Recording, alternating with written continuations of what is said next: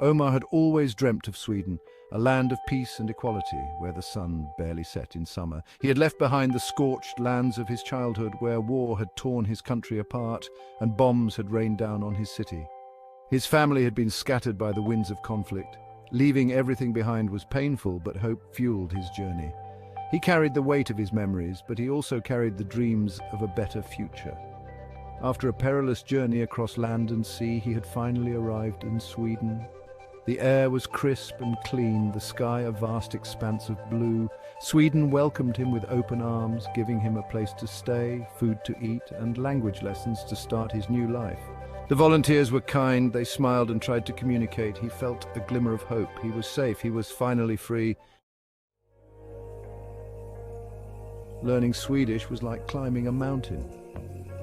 Each new word was a step towards the summit, but the climb was steep and often treacherous. He struggled to understand the grammar, and the pronunciation felt alien to his tongue. The language barrier was a constant source of frustration. He longed to express himself, to share his story, but words failed him. He felt like a ghost, unseen and unheard. Simple tasks became daunting challenges, ordering food, asking for directions, even just greeting someone. It was a constant reminder of his isolation. He felt like an outsider, peering into a world he couldn't quite grasp. He missed his family terribly, longing to hear their voices, to share his experiences, but they were scattered across the globe, their fates uncertain. He clung to the hope of reuniting with them one day, but for now he was alone, adrift in a sea of unfamiliar sounds and customs. Swedish culture was a world away from what he knew. The customs were different, social interactions, subtle and nuanced. He often felt lost and out of place. He missed the warmth and spontaneity of his own culture, the bustling marketplaces, the aroma of spices, the cacophony of voices. He missed the way strangers greeted each other like long-lost friends. Here people were polite but reserved. He longed for the comfort of familiarity. He observed how Swedes interacted, watched their body language, listened to their conversations. He tried to blend in, to become invisible. He didn't want to offend anyone, didn't want to draw attention to himself.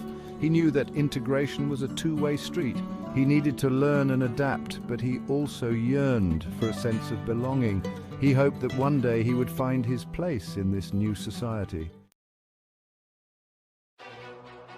Finding work was a constant struggle. He had skills, he was willing to work hard, but his lack of language fluency was a major obstacle. Employers were hesitant to hire someone who couldn't communicate effectively. He applied for every job he could find, went to countless interviews, tried to stay positive. But each rejection chipped away at his hope. He started to doubt himself, felt the weight of expectations, his own and those of the people who had welcomed him. He wanted to prove himself, to contribute to his new home, to build a better life for himself. He knew he had to be patient, to keep learning and improving his Swedish, to keep knocking on doors even if they remained closed. He refused to give up, clinging to the belief that hard work and perseverance would eventually pay off. Section 5. The longing for home, a bittersweet symphony. The memories of his homeland haunted him. He missed the scent of orange blossoms in the air. He missed the laughter of children playing in the streets. He missed the warmth of his family gathered around a table laden with food. Homesickness washed over him in waves. It was a bittersweet ache, a longing for a past that was gone forever. He treasured the memories of his childhood. He mourned the loss of his innocence. He found solace in sharing his stories with other refugees. They had all experienced loss and displacement. They understood his pain. They spoke the same language of longing and hope. He clung to the hope of one day returning to his homeland, of rebuilding what had been destroyed, of seeing his family reunited. But for now, he had to focus on the present. He had to build a new life for himself in this foreign land. Section 6. Finding solace, the kindness of strangers.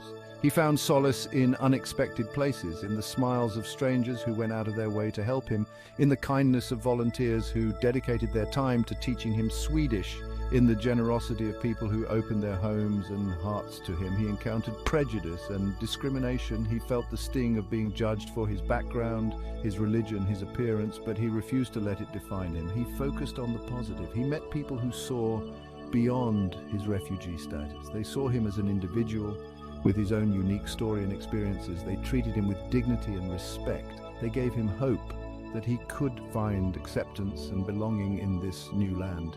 He learned that humanity transcends borders, that kindness and compassion are universal languages. He realized that he was not alone. He had found a new community, a new family in the most unexpected of places. Section 7. The Seeds of Resilience, Omar's Blossoming Spirit. Slowly but surely, Omar began to find his footing in Sweden. He started to make progress with the language.